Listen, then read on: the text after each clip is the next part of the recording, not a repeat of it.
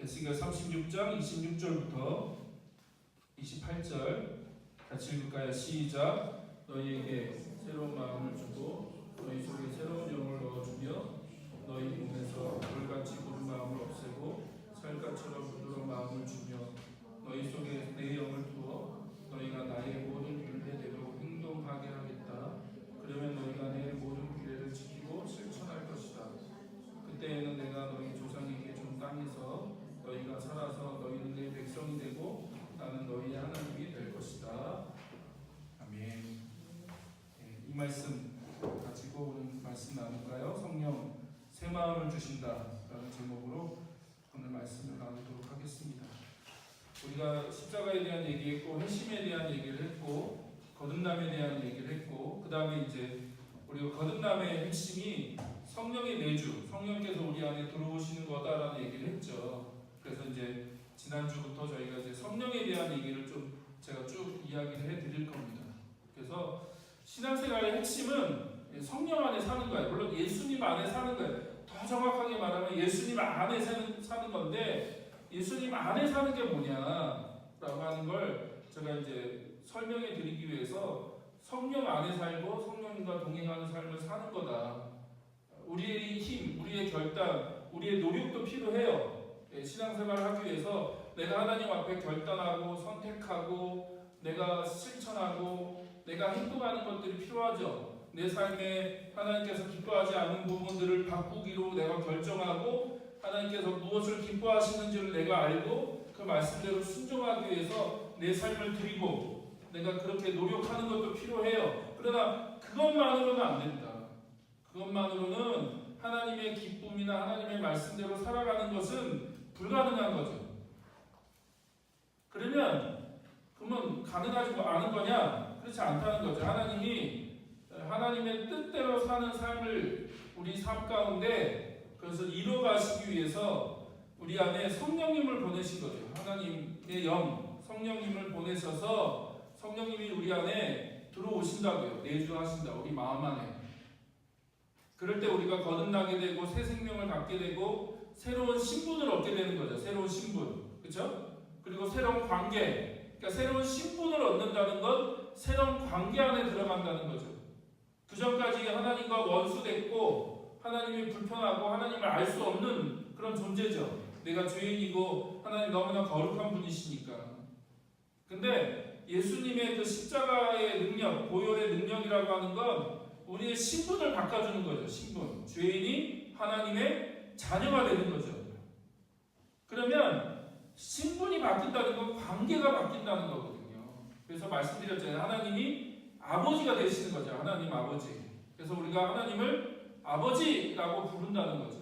그래서 새로운 관계 안에 들어간다는 거고, 그러면 새로운 관계 안에 들어간다는 건 이제 새로운 삶을 살게 된다는 건데, 그 새로운 삶이라고 하는 것이 방금 말씀드렸듯이 우리의 노력, 우리의 결단, 우리의 열심, 뭐 그런 것만으로는 되는 게 아니다. 성령님이 우리 안에 오셔서 그 삶이 어떤 것인지를 말씀해 주시고 우리에게 생각나게 해주시고 인도해 주시고 그리고 그렇게 살 수 있도록 우리에게 힘을 주시고 우리를 인도해 주신다는 거죠. 그래서 성령 안에 산다는 것이 무엇인지를 우리가 배울 필요가 있다. 성령 안에 산다. 성령님과 함께 산다라고 하는 게 무엇인지를 우리가 제대로 배울 필요가 있다. 그래서 제가 그 부분을 좀 설명을 드리려고 합니다. 자, 그러려면 하나님이 인간을 어떻게 만드셨는가를 먼저 좀 이해할 필요가 있어요. 그래서 우리가 창세기, 창조 이야기로 다시 돌아가서 하나님이 인간을 어떻게 만드셨는가를 좀 간단하게 살펴보겠습니다. 그래서 창세기 1장, 2장에 보면 하나님이 사람을 만드시는, 인간을 만드시는 내용이 나오죠. 자, 어떻게 만드셨냐? 창세기 2장 7절 한번 살펴본 말씀인데, 그리고 다시 한번 읽을까요? 시작. 주 하나님이 땅에 흙으로 사람을 지으시고 그의 코에 생명의 기운을 불어넣으시니 그 사람이 생명체가 되었다. 그러니까 흙으로 육체를 만드신 거죠. 그렇죠? 이 보이는 육체를 만드시고 말씀드렸죠. 코에다가 생명의 기운, 그러니까 호흡을 넣었다는 얘기거든요. 정확하게 원어 그대로 표현하면 이렇게 바람을 불어 넣은 거거든요. 코에다가. 예, 그래서 생명의 기운을 불어 넣으시니까 생명체가 됐다, 사람이 됐다. 그래서 이걸 이제 히브리어로 아담이거든요. 아담. 그러니까 아담이라는 말이 이름이기도 하고 고유명사, 어느 한 존재, 남자의 그 이름이기도 하고, 그 다음에 이 사람을 의미하는 단어이기도 해요. 아담이라는 말이 사람이라는 말이거든요. 사람. 그래서 인간이 생명체가 됐다라고 성경은 얘기하시죠. 그래서 이 말씀을 통해서 보면 하나님이 사람을 어떻게 지으셨냐? 두 가지 요소로 지으셨다는 거예요. 하나는 육체, 그렇죠? 육체로 지으셨고, 하나는 그 육체에다가 영을 불어넣으신 거죠. 생명의 기운, 호흡, 이렇게 말하는 걸 이제 호흡이라는 말도 있고 영이라는 의미도 있다고 말씀드렸죠. 그래서 하나님이 우리를 육체적인 존재, 물질적인 존재로도 지으셨지만 또 하나 뭐예요? 영적인 존재로 지으셨다. 그래서 인간은 두 가지 요소로 지어진 거예요. 육과 영이 있는 거죠. 육과 영. 근데 자, 그러면 육의 기능은 뭐냐? 육의 기능이 뭐냐? 성경에 보면 육은요 그릇과 같아요. 그릇. 예, 하나님은 육이라는 그릇에 영을 담으신 거죠. 그러니까 하나님이 영을 인간의 몸에 불어넣으셨는데 그때 몸은 그릇 같은 거다. 그릇. 그래서 그것을 담아내는 그릇 같은 거죠. 그래서 육체는 그릇과 같은 그런 기능들을 하고요. 그 다음에 이제 나중에 타락 후에 육은 자기 만족을 추구하는 모든 욕망, 욕심, 피로, 요구의 총체. 그러니까 인간이 하나님을 거부하고 자기 뜻대로 자기 마음대로 살려고 하는 그 모든 모습을 육이라고 표현해요. 육. 예. 그래서 인간 안에 있는 죄의 원인이 육이라고 표현합니다. 예. 근데 거기서 말하는 육은 이 몸을 얘기하는 게 아니라 우리가 육체를 갖고 있음으로 인해서 갖고 있는 그 욕망, 욕심, 예. 그런 걸 얘기하는 거지 육신 자체를 부정하다고 얘기하는 게 아니에요. 예. 이해되시죠? 그러니까 우리 육신 자체가 부정하거나 더러운 게 아니라 우리가 육체를 가지고 있기 때문에 갖게 되는 그런 욕심들, 욕망들, 예. 본능들, 그것 때문에 인간이 타락하게 되고 하나님을 멀리하게 되고 하나님 말씀에 불순종하는 삶을 살게 된다라고 얘기하신다는 거죠. 제가 조금 더 보충 설명해 드릴게요. 그럼 영의 기능은 뭐냐? 영. 자, 성경에 보니까 하나님은 영이시죠. 영. 하나님은 영이시다라고 얘기합니다. 그런데 그 하나님이 인간을 하나님의 형상으로 지으셨는데 여기서 말하는 형상이란 건 뭐냐면 하나님과 교제할 수 있는 존재라는 거예요. 인간을 영적인 존재로 만드셔서 인간과 하나님이 교제할 수 있는 그런 존재가 되었다는 겁니다. 무슨 말이냐면 창세기를 보면 하나님이 모든 만물을 만드시는데 유일하게 영적인 존재로 만든 건 인간밖에 없어요. 왜냐하면 하나님과 인간이 교제할 수 있기 때문에. 자, 이건 한번 설명드린 것 같은데 예를 들면 이런 거잖아요. 밖에 아무리 강아지 2마리가 있지만 저희도 오면 막 반갑다고 꼬리 흔들고 막 자기 만져달라고 막 짖고 막 그러거든요. 예, 저희 딸들도 막 강아지 너무 좋아하고, 예. 그다음에 이제 어느 목사님이 이제 저희 집에 강아지 키우겠냐고 이렇게 막 제안을 하셨는데 저는 키우고 싶어요. 근데 저희 아내가 강아지를 별로 좋아하지 않습니다. 그리고 저희 아이들은 강아지 너무 좋아해요. 키우고 싶은데, 예. 네, 저는 집안에서 키우는 걸 별로 싫어하고 강아지는 밖에서 키우는 거야. 근데 저희 딸들은 집안에서 키우고 싶어 하고 어쨌든 강아지를 굉장히 좋아하는데 아무리 강아지를 좋아한다고 해도 강아지와 대화할 수는 없는 거잖아요. 그렇죠? 대화가 되지 않죠. 왜냐하면 강아지와 인간은 존재가 다른 거죠. 그러면 그 강아지와 대화가 되려면 강아지가 인간이 되든지 내가 강아지가 되든지 둘 중에 하나밖에 없어요. 그렇죠? 그러니까 교류는 할 수 있어요.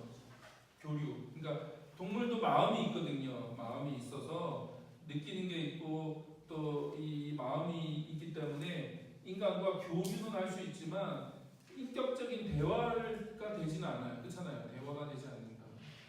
왜? 존재 자체가 다르기 때문에. 그러니까 하나님은 영이시잖아요. 영. 하나님은 영이세요.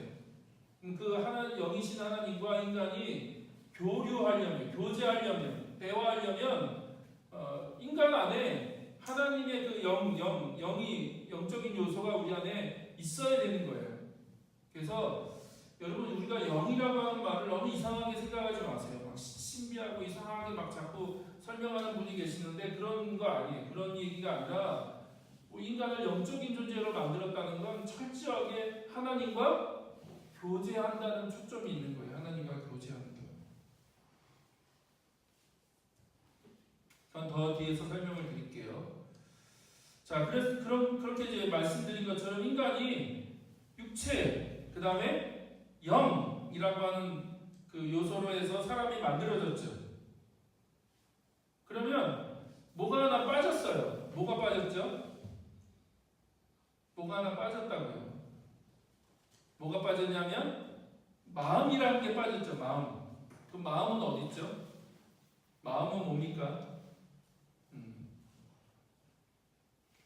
우리 안에 마음이라는 것도 있는데 마음은 어디 있고 마음은 무엇이죠? 이제 마음이라고 하는 건 뭐냐면 이제 나중에 한번 기회가 되면 설명드리겠지만 우리 뇌하고도 관련이 있고요. 그러니까 우리 몸의 한 요소예요. 한 몸의 한 부분입니다. 우리 하나님이 인간을 흙으로 만드실 때 마음도 같이 만드셨어요.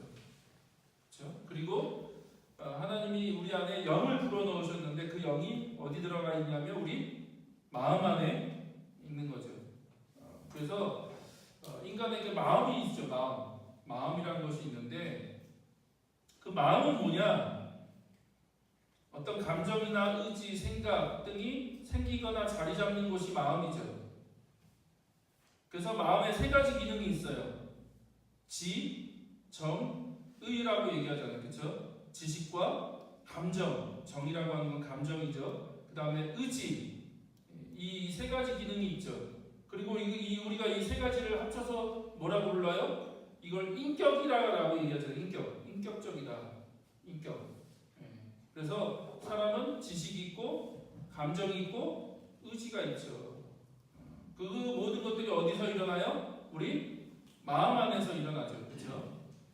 그래서 마음은 하나님과 환경, 사단, 우리의 경험, 지식, 육체적인 욕구 등이 작용하는 아주 중요한 요소죠. 그 모든 것들이 우리 안에 작용하고 우리의 어떤 행동을 하게 만들고 하는 그 모든 일들이 어디서 일어나요? 우리 마음 안에서 일어난다고. 마음 안에서. 근데 마음이 어디 있는지는 몰라요. 마음이 어디 있어요? 동양 사람한테 마음에 손을 얹으라고 그러면 가슴에 얹죠. 외국 사람들은 머리에 얹는 경우도 있습니다. 그렇죠? 어디는 목을 잡기도 하고. 사람마다 다른 거예요. 그렇죠? 달라요. 그러나 어떻든 성경은 배라고 얘기도 하고 배. 이 사람의 중심이라고 생각하는 이 배가 마음이 이 배에 마음이 있다고 생각하기도 했어요. 성경에 보면 어쨌든 보이지 않아요. 마음이. 그러나 분명히 우리 안에 있죠. 그리고 그 마음이 너무나 중요한 역할들을 한다고요. 그런 중요한 역할들을 하기 때문에 성경은 마음을 아주 중요하게 다뤄요. 자, 그러면 마음이 뭐냐를 조금 더 설명해 드릴게요. 하나님이 우리와 교제하세요. 교제하고 우리를 인도하시고 우리와 교류하시고 교제하기를 원하세요. 인격적인 교제. 그게 어디서 일어나느냐? 마음에서 일어나죠. 그렇죠? 근데 방금도 말씀드렸듯이 우리 마음 안에 영향을 미치는 건 하나님뿐만 아니라 우리의 영도 있고요. 우리의 육도 있고 그 다음에 사단도 있죠. 세상도 우리 마음에 영향을 주죠. 그 다음에 우리의 그 과거가 좋은 과거일 수도 있고 굉장히 슬픈 과거, 상처가 많고 아픈 과거일 수 있어요. 그럼 어떻든 좋든 싫든 그것이 어떻든 우리 마음 안에 영향을 주죠. 그래서 그것이 우리 마음 안에서 어떤 역할들을 하게 되고 어떤 일들을 하게 되고 그래서 그것이 뭐로 나타나요? 행동으로 드러나게 되는 거죠. 행동으로. 그래서 이 모든 일들이 다 어디서 일어난다고요? 우리 마음 안에 일어난다고요. 우리 마음 안에. 그래서 마음이 너무 중요한 거예요. 마음을 잘 지키는 거, 마음을 잘 관리하는 거, 마음을 잘 하나님 앞에서 이 조정하고 통제하는 것이 정말 중요해요. 마음이. 자, 성경은 마음을 얼마나 중요하게 여기느냐? 잠언 4장에 보니까 뭐라고 얘기하시느냐? 한번 읽어볼까요? 그 무엇보다도 너는 내 마음을 지켜라. 그 마음이 바로 생명의 근원이기 때문이다. 그래서 마음을 지키라는 거야. 마음을. 네 마음을 잘 지켜라. 왜냐하면 그 마음이 생명의 근원이기 때문에 그렇다. 생명의 근원. 그 생명의 근원이 어디서 나오느냐? 네 마음 안에 있다는 거야. 네 마음 안에. 그러면요, 마음을 어떻게 지키죠? 이게 보이지도 않는데 우리 마음이 보이지 않잖아요, 그렇죠? 보이면 잘 지키면 되는데 마음을 지킨다는 게 뭡니까? 굉장히 어려워요, 쉽지 않죠. 제가 조금 이따 그 부분을 좀 설명을 드릴게요. 또 사무엘상 16장에 보니까 하나님이 우리의 마음을 보신다는 거예요.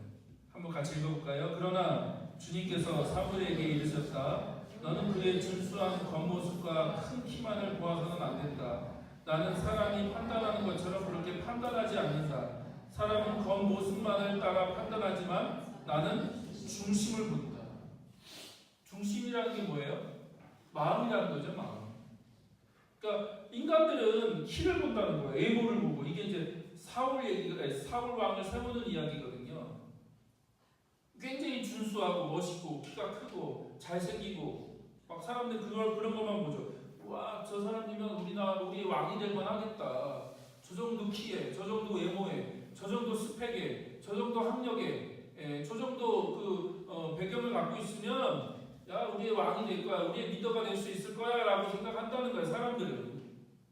근데 하나님은요, 겉모습을 보지 않는다는 거예요. 우리의 겉모습.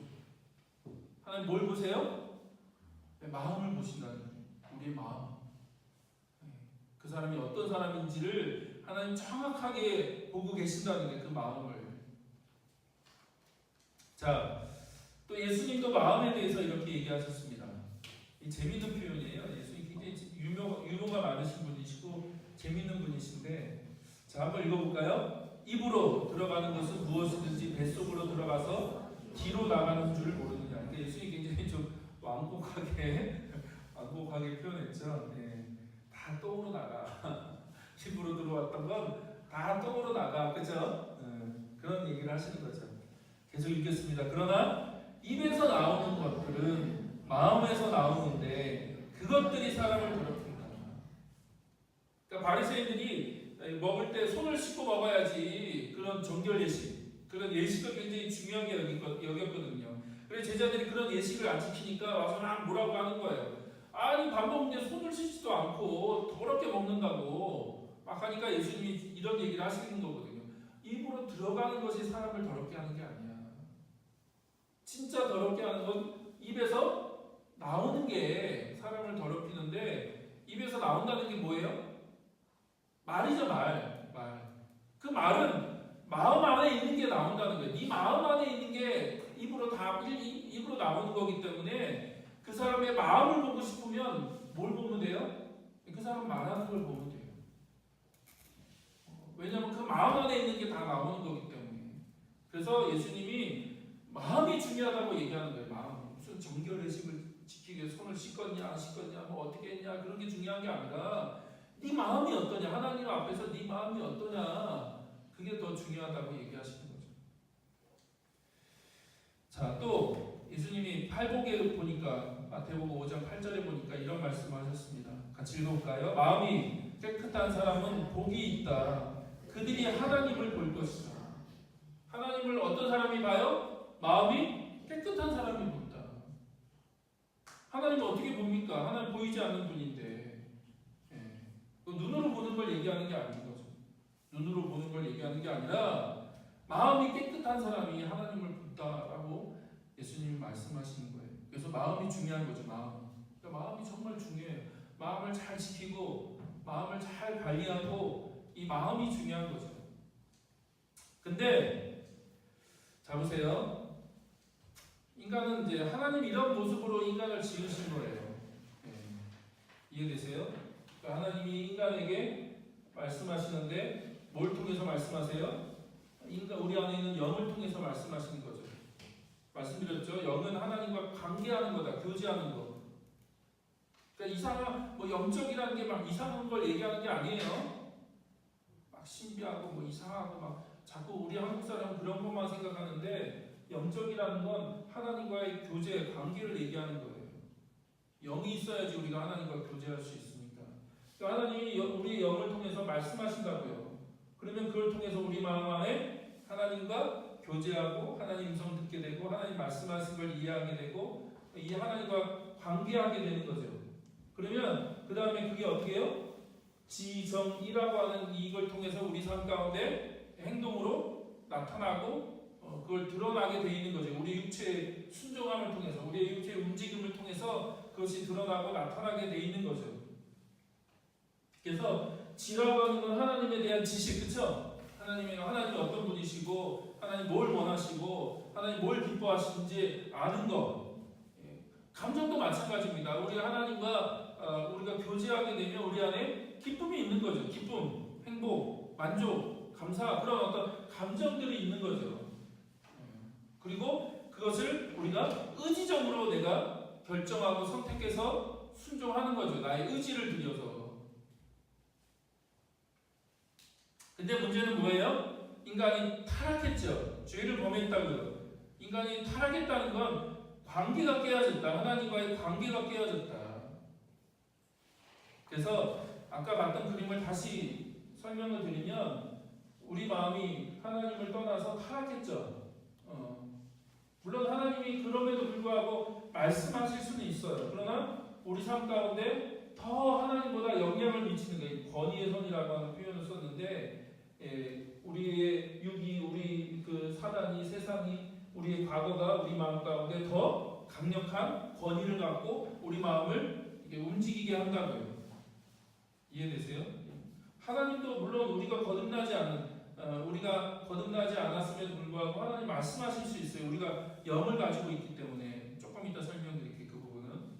근데 어쨌든 이 타락한 육이, 더러운 영, 사단이, 또 이 세상이, 또 우리 안에 있는 과거, 상처, 고통과 우리 상처와 우리 아픔들이 우리 마음 가운데 더 강력한 권위를 갖는 거죠. 권위, 힘을 갖고 우리 마음을 움직이고 우리 마음을 이끌어가고 있다는 거예요. 그래서 잘못된 행동, 하나님께서 원치 않고 하나님께서 기뻐하지 않는 삶을 자꾸 살게 되는 거죠.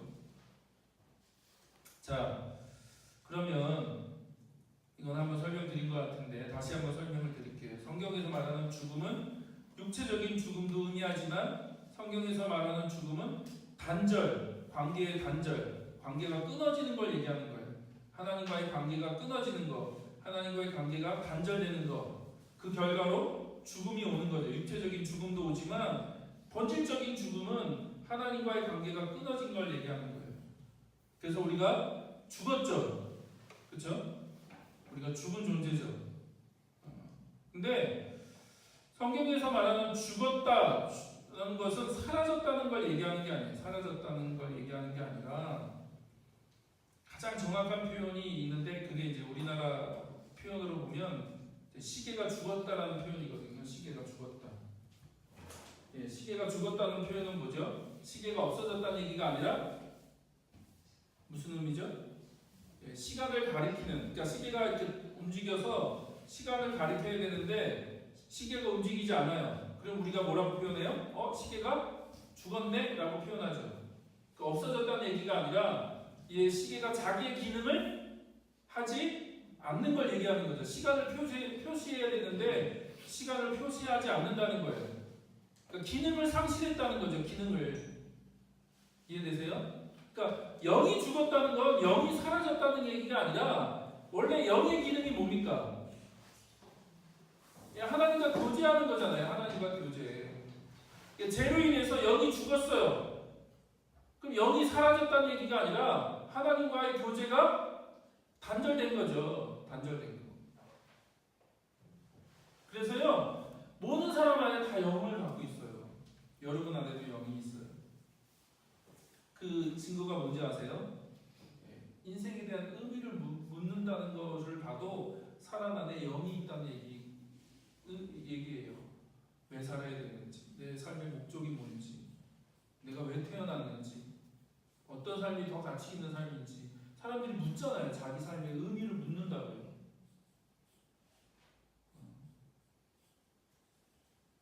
저도 그런 시간들을 보낸 적이 있는데 40일 넘으면 이제 불혹이라고 하죠. 불혹. 어떤 유혹도 흔들리지 않는다. 거짓말이라는 걸 알게 됐죠. 40 넘어가면서 어떤 유혹에도 흔들리지 않는 게 아니라 더 많은 유혹들과 더 많은 이 흔들림이 있고, 그 다음에 지천명이라고 하잖아요. 하늘의 뜻을 알고, 그런데 더 고통스럽고 더 유혹도 많고 더 혼란스럽고, 사실 나이를 먹으면 먹을수록 더 삶이라고 하는 것이 무엇인지에 대한 의미를 묻는 거죠.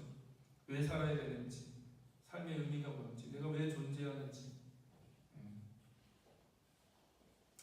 자, 그런 본질적인 질문을 한다는 걸 보면 사람 안에 영이 있다는 얘기예요. 사람이 자기 삶에 대한 본질적인 질문을 해요. 그래서 철학을 추구하기도 하고 종교를 만들어서 뭔가 그 삶의 본질, 답을 얻으려고 하죠. 그러나 그것이 진정한 답이 되지 않는 것은 하나님을 통해서 답을 얻어야 되는데, 인간의 그 죄로 인해서 영이 죽었기 때문에 하나님을 알 수가 없죠. 하나님 만날 수 없고 하나님을 알 수가 없는 거예요. 그게 영이 죽었죠. 그게 죄의 결과죠. 그래서 인간이 죽는 거죠. 결국 궁극적으로 육체로도 죽는 거죠. 자, 그래서 인간이 두 가지 요소로 창조됐다고 얘기했잖아요. 육과 영. 근데 육이 죽었잖아요. 그래서 하나님이 이렇게 말씀하시는 거예요. 창세기 6장 3절. 한번 같이 읽어볼까요? 여호와께서 말씀하셨습니다. 내 영이 사람 안에 영원히 거하지 않을 것이니 이는 사람이 그저 육체일 뿐이다. 그들의 날은 120년이 될 것이다. 그러니까 하나님의 영이 그들과 함께 할 수가 없는 거죠. 왜냐하면 죄로 인해서 영이 죽었기 때문에 하나님과 교제할 수도 없고 하나님과 동행할 수도 없고 하나님과 대화할 수도 없고 하나님을 알 수도 없어요. 없어. 그게 죄의 결과라는 거죠. 자, 그래서 창세기 3장에 보면 타락의 결과를 이렇게 얘기했습니다. 그 남자와 그 아내는 날이 저물고 바람이 서늘할 때에 주 하나님이 동산을 거니시는 소리를 들었다. 남자와 그 아내는 주 하나님의 낯을 피하여 동산 나무에 숨었다. 그러니까 그전에는 하나님을 피하지 않았어요. 하나님을 무서워하지도 않았고 하나님을 피하지도 않았어요. 근데 인간이 타락한 이후로는 하나님이 거니시는, 동산을 걸어다니시는 소리를 듣자 어떻게 해요? 하나님을 피하는 거죠. 왜? 무서우니까. 그게 죄의 결과라고. 주 하나님이 그 남자를 부르시며 부르셨다. 내가 어디에 있느냐? 그가 대답하였다. 하나님께서 동산을 거니시는 소리를 제가 들었습니다. 저는 벗은 몸인 것이 두려워서 숨었습니다. 그래서 하나님이 무서운 거죠. 무서운 거. 하나님이 무섭고 또 자기가 벗었다는 것을 알고 수치심을 느끼는 거죠. 수치심. 그래서 왜곡된 감정이 들어오는 거예요. 잘못된 감정들. 그래서 하나님이 무섭고 하나님을 피해야 되고 하나님을 떠나서 멀리 도망칠 수밖에 없는, 그게 인간의 모습인 거죠. 죄의 결과인 거죠. 자, 그래서 타락한 인간의 상태는 이런 모습인 거죠. 하나님과의 관계도 완전히 단절된 거죠. 완전히 단절돼서 타락한 마음의 지배, 잘못된 지식과 잘못된 감정과 잘못된 의지를 가지고 자기 마음대로 사는 거예요. 자기 마음대로, 그냥 자기가 원하는 대로.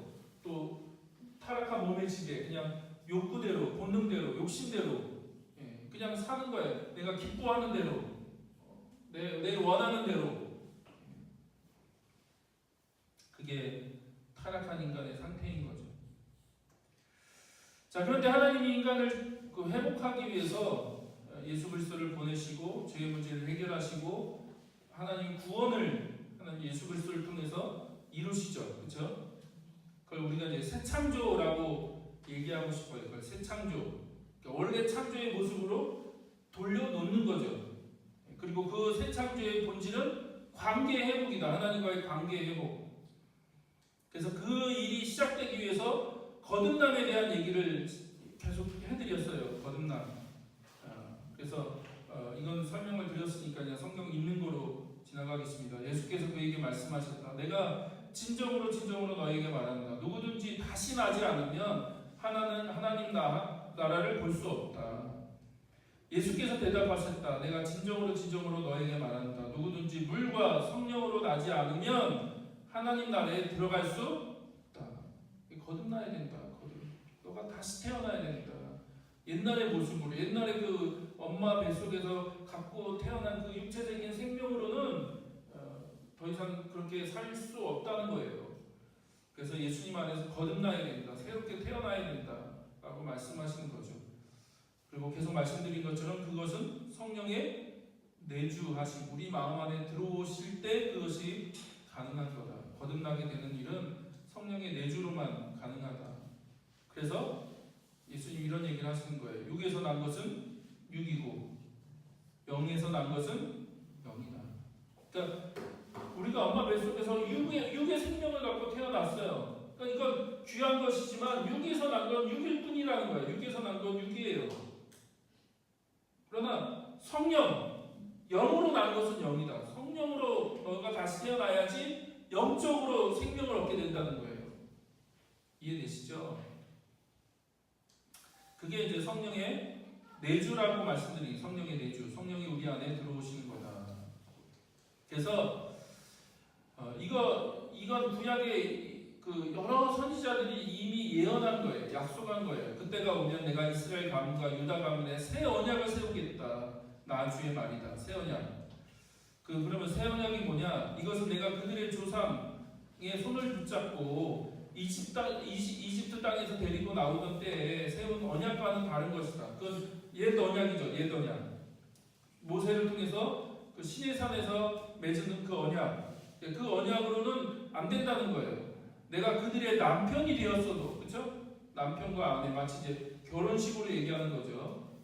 남편이 되었음에도 불구하고 그들은 나의 언약을 깨트리고 버렸다는 거예요. 나를. 그래서 하나님이 이제는 새 언약, 새로운 언약을 세우겠다고 얘기하시는 거예요. 그러나 그 시절이 지난 뒤에 내가 이스라엘 가문과 언약을 세울 것이니 나는 나의 율법을 그들의 가슴 속에 넣어두며, 그렇죠? 마음 안에 하나님의 언약을 넣어두겠다는 거예요. 그들의 마음판에 새길 거라는 거예요. 돌에 새기는 게 아니라 이제는 돌에 새겨서 그들에게 하나님 말씀을 준 게 아니라 이제는 그들의 마음판에다가 하나님의 말씀을 새기겠다라고 얘기하는 거죠. 나는 그들의 하나님이 되고 그들은 나의 백성이 될 것이다. 그때는 이웃이나 동포끼리 서로 너는 주님을 알아라 하지 않을 것이니 이것은 작은 사람으로부터 큰 사람에 이르기까지 그들이 모두 나를 알 것이기 때문이다. 내가 그들의 허물을 용서하고 그들의 죄를 다시는 기억하지 않겠다. 그래서 이제 더 이상 하나님이 어떤 분이신지를 누가 막 설명하고 얘기하지 않아도 모든 사람이 하나님을 알 거라는 거예요. 그때가 되면. 또 우리가 읽었던 에스겔 36장 26절 보면 너희에게 새로운 마음을 주고, 그렇죠? 새로운 마음. 완전히 새로운 마음을 주겠다. 그 다음에 너희 속에 새로운 영을 넣어주겠다. 새로운 영. 그래서 너희 몸에서 돌같이 굳은 마음을 없애고 살갗처럼 부드러운 마음을 주겠다라고 얘기하시는 거죠. 너희 속에 내 영을 두어 너희가 나의 모든 율례대로 행동하게 하겠다. 그러면 너희가 내 모든 규례를 지키고 실천할 것이다 라고 얘기하시는 거죠. 어떻게 해요? 성령이 우리 안에 들어오심으로 말미암아 그것이 가능하다는 거예요. 자, 그래서 말씀드렸듯이 예수님이 부활하시고 승천하시고 성령님이 오시죠. 모든 사람들 안에 이제 성령님이 오세요. 내주하시고 성령님이 오세요. 예수님을 영접한다는 건 실제적으로 성령님이 우리 안에 들어오신다는 거예요. 그때 어떤 일이 일어나느냐? 고린도전서 3장 16절에 보니까 이렇게 얘기하십니다. 여러분은 하나님의 성전이며 하나님의 성령이 여러분 안에 거하신다는 것을 알지 못합니까? 여러분이 성전이라는 거예요. 여러분. 이 건물이 아니라 벽돌로 만든 어떤 건물, 눈에 보이는 그런 건물이 성전이 아니라 이제는 우리가 예수 그리스도를 영접한 하나님을 믿는 우리가 하나님의 성전이다. 왜요? 우리 안에 성령이 거하시기 때문에. 이 몸이 성전이라는 거예요. 우리 몸이. 이해되세요? 누구든지 하나님의 성전을 파괴하면 하나님께서도 그 사람을 멸하실 것입니다. 하나님의 성전은 거룩합니다. 여러분은 하나님의 성전입니다. 또 6장 17절 이렇게 얘기하죠. 그러나 주님과 합하는 사람은 그와 한 영이 됩니다. 그러니까 주님과 합하다, 주님을 영접하고 주님 안에 거하고 예수님을 믿고 예수님을 그 마음 안에 모신 사람은 예수님과 한 영이라는 거, 하나 된 영. 예수님과 한 영이기 때문에 어떤 일이 벌어져요? 여러분의 몸은 여러분 안에 계신 성령의 성전이라는 것을 알지 못합니까? 여러분은 성령을 하나님으로부터 받아서 모시고 있습니다. 여러분은 여러분 자신의 것이 아닙니다. 여러분은 하나님께서 값을 치르시고 사드린 사람입니다. 그래서 예수님이 핏값을 지불하신 거예요. 핏값, 몸값을 여러분을 구원하시기 위해서 하나님의 자녀로 사드리기 위해서 예수님이 몸값을 지불하셨다고요. 그래서 여러분의 그 몸은 여러분 것이 아니라 누구 거예요? 하나님 거라고요. 하나님 거. 그러므로 여러분의 몸으로 하나님을 영원하게 하십시오. 여러분의 몸이 하나님의 성전이라고 얘기하는 거예요. 그래서 이런 일들이 일어나는 거죠. 거듭나면 우리 안에 새 생명, 그 성령이 거하심으로 인해서 새로운 마음이 생긴다고요. 새로운 마음. 어떻게 해요? 우리의 영이 성령을 통해서 회복되고 하나님과 교제하게 되죠. 하나님과 교제하게 되고, 그죠? 그래서 우리 마음 안에 새로운 마음이 생긴다고요. 그러나 여전히 두 가지 마음이 있는 거죠. 그죠? 옛날의 마음이 있고 새로운 마음이 있고 두 가지 마음이 있다. 그래서 여전히 우리가 거듭났고 하나님의 자녀이지만 우리 안에 옛날 과거의 그 마음들이 남아 있는 거죠. 그래서 여전히 이런 육과 사단과 세상과 과거가 우리 마음 안에 영향을 미치기도 한다. 계속해서. 그래서 우리는 두 가지 마음으로 우리가 싸우는 거죠. 그렇죠? 그러나 중요한 변화가 있었죠. 이거하고 차이를 구분이 되세요? 거듭나지 않았던 마음, 거듭나지만 두 가지로 나눈 마음. 무슨 차이가 있죠? 하나님이 우리 안에 말씀하시기 시작하는 거죠. 권위를 갖고 우리의 영이 회복됐기 때문에 하나님과 교제하게 되고 하나님의 말씀을 듣고 우리가 하나님께 반응하게 되는 거죠. 거듭나지 않을 때는 그런 일들이 일어나지 않죠. 그렇죠? 그러나 우리가 거듭남으로 인해서 우리 안에 그런 변화들이 일어나는 거죠. 그래서 이게 거듭난 사람의 마음이죠. 그렇죠? 방금 설명드렸듯이 두 마음이 생기는 거예요. 그래서 성경은 그걸 옛사람이라고 해요. 옛사람. 그러나 새사람.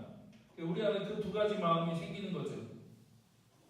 그래서 옛사람으로 인해서 생기는 부분도 있고 새사람을 통해서 생기는 새로운 마음이 생기니까 우리 안에 계신 성령을 통해서 새로운 마음이 일어나는 거죠. 새사람, 새로운 마음이 일어나서 이 두 가지가 우리 마음 안에 존재한다. 그래서 여전히 어떤 부분에서는 옛사람으로 살아가요. 그렇죠? 내가 거듭났지만 여전히 과거의 방식과 과거의 습관과 과거의 삶의 스타일대로 살아가는 부분이 있어요. 근데 또 어떤 부분은 이제는 새 사람이 됐기 때문에 내가 새롭게 내 삶을 하나님께서 기뻐하시는 모습으로 선택하기 시작해요. 그 두 가지가 같이 존재하는 거죠. 그러면 우리 안에 뭐가 필요하냐? 나중에 이제 쭉 더 설명을 드릴게요. 우리가 십자가의 그 은혜로 이 권위의 선을 끊는 거죠. 이해되시죠? 과거가 여전히 우리에게 영향을 미칠 수 있어요. 세상이 우리에게 영향을 미치기도 하고 사단이 우리에게 영향을 미치기도 하고 우리의 육의 본능, 욕구 그런 것들이 영향을 미치기도 해요. 완전히 그 영향을 끊을 수는 없어요. 그럴 수는 없어요. 그러나 그 권위를 끊는 거죠. 권위. 예. 그리고 하나님이 우리 안에 온전히 우리의 삶을 인도해 가시도록 우리가 그것을 배울 필요가 있어요. 이런 삶을 우리가 이제 계속해서 배워야 돼요. 배워야 되는 거죠. 예, 그걸 이제 다음 주에 한번 설명을 드릴게요. 저 부분은 제가 더 다음 주에 한번 설명을 드릴게요.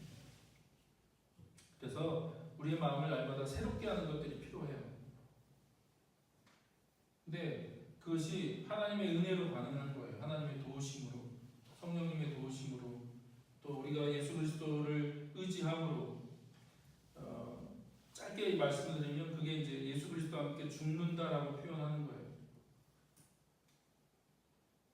그래서 저는 두 가지 경험이 필요해요. 하나는 예수님이 나를 위해서 죽으셨다는 걸 깨닫는 것이 첫 번째고요. 예수님이 나의 죄를 위해서 죽으셨구나. 내가 죽어야 되는데 예수님이 죽으셨구나. 라고 하는 것을 경험해야 돼요. 근데 그것 때문에 거듭나고 그것 때문에 우리가 구원받고 그것 때문에 하나님의 자녀가 되지만 그 다음에 또 두 번째 경험이 필요해요. 그게 뭔지 아세요? 내가 예수 그리스도와 함께 죽었구나. 내가 예수 그리스도와 함께 죽었구나. 이게 그걸 얘기하는 거예요. 내가 예수 그리스도가 나를 위해서만 죽은 게 아니라 내가 예수 그리스도와 함께 죽었구나 라고 하는 것을 경험하는 거예요. 그게 이제 사도 바울이 갈라디아서 2장 20절에 고백하는 거예요. 내가 그리스도와 함께 십자가에 못 박혔나니 그런즉 이제는 내 안에 사는 것이 내가 아니라 예수 그리스도께서 내 안에 사신다 라고 하는 고백이에요.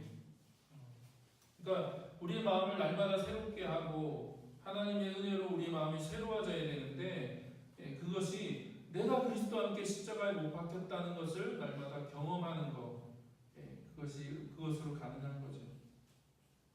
그럼 조금 이따 나중에 한번 설명드릴게요. 다음 주나 우리가 한번 그 부분을 더 다루도록 하겠습니다. 자, 정리하겠습니다.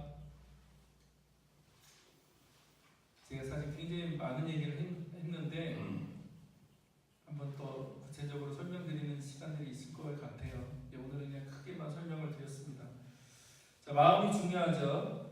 예수님을 믿을 때 우리의 마음 안에 어떤 변화가 일어나느냐를 설명드린 거예요. 그래서 우리 마음 안에 어떤 변화가 일어나느냐, 우리가 타락하기 전에, 그 다음에 우리가 구원받은 이후에 우리 마음 안에 어떤 변화가 일어나느냐, 성경이 뭐라고 얘기하느냐를 좀 간략하게 설명을 드린 거예요. 그래서 여러분이 그냥 그렇게만 이해하고 계시면 도움이 될 것 같아요.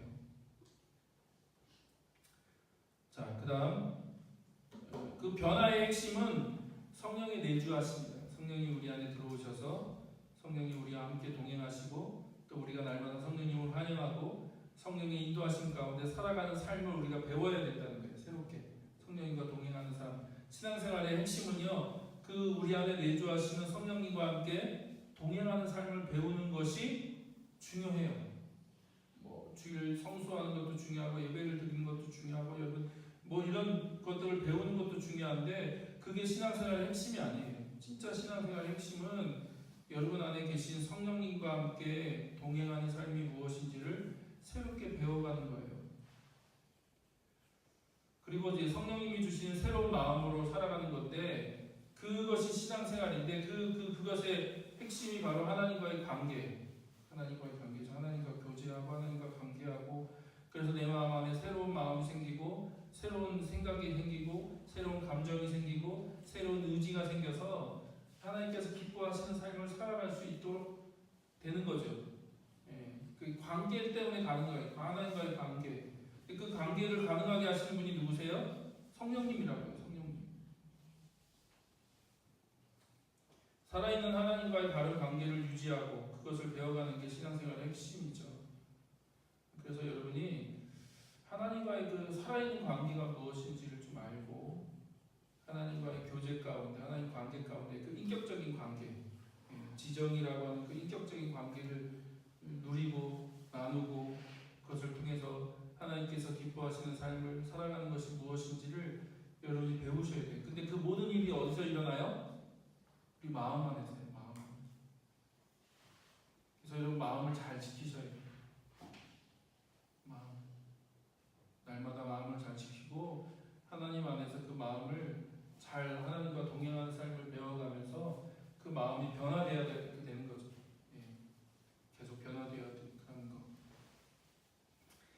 자, 정리하겠습니다. 마음이 중요해요. 마음.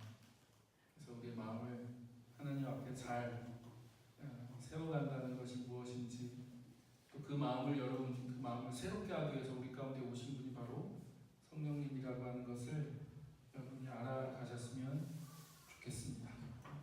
기도할까요?